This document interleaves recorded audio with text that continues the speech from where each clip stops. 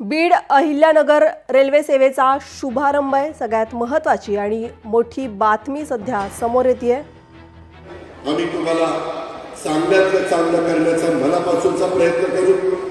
अजून काही तुमच्याही मनामध्ये चांगल्या कल्पना असतील, चांगल्या गोष्टी असतील, चांगले योजना असतील तर त्या देखील तुम्ही सांगा।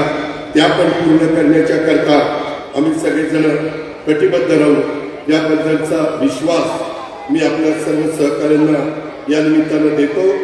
आमच्या राज्य सरकारचा पायाभूत सुविधांच्या विकासावर विशेष भर आहे। मोठ्या शहरातील रस्ते, मेट्रो, विमानतळ यासारख्या प्रकल्पांकडे देखील आम्ही लक्ष देतो। ग्रामीण भागाचा सुद्धा विकास झाला पाहिजे, त्या दृष्टीने देखील आम्ही ग्रामीण भागातले रस्ते, दळणवळणाच्या सुविधा या विकासाच्या करता उपलब्ध करतोय। रेल्वेच्या माध्यमातून मराठवाड्याच्या विकासाचा, समृद्धीचा नवा अध्याय हा लिहिला जाईल असा विश्वास आजच्या या कार्यक्रमाच्या निमित्तानं मी व्यक्त करतो। रेल्वे सुरू करण्यासाठी ज्या मान्यवरांनी प्रयत्न केले, जे हयात आहेत त्यांना मनापासून धन्यवाद, मनापासून आभार।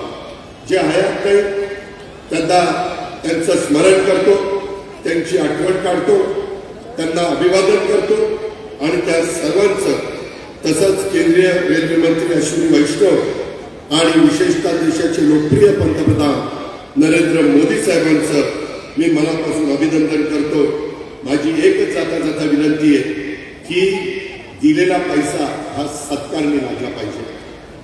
पैसा हा चुकीच्या पद्धतीने खर्च झाला तर तुम्ही सत्ताधारी पक्षाचे कार्यकर्ते असाल, विरोधी पक्षाचे कार्यकर्ते असाल, अधिकारी पिढी असाल तर त्या अधिकाऱ्यांची गय केली जाणार नाही।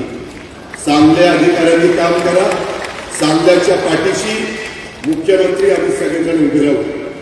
चांगलं काम करताना तुमच्यावर कुणी राजकीय दबाव आणला तरी तुमच्या पाठीशी आम्ही उभे राहू। पण आता आपण मागं फिरायचं नाही, मागं वळून बघायचं नाही। आता बीड जिल्ह्याचा सर्वांगीण विकास हेच ध्येय घेऊन आपण पुढे जायचं, एवढीच आग्रहाची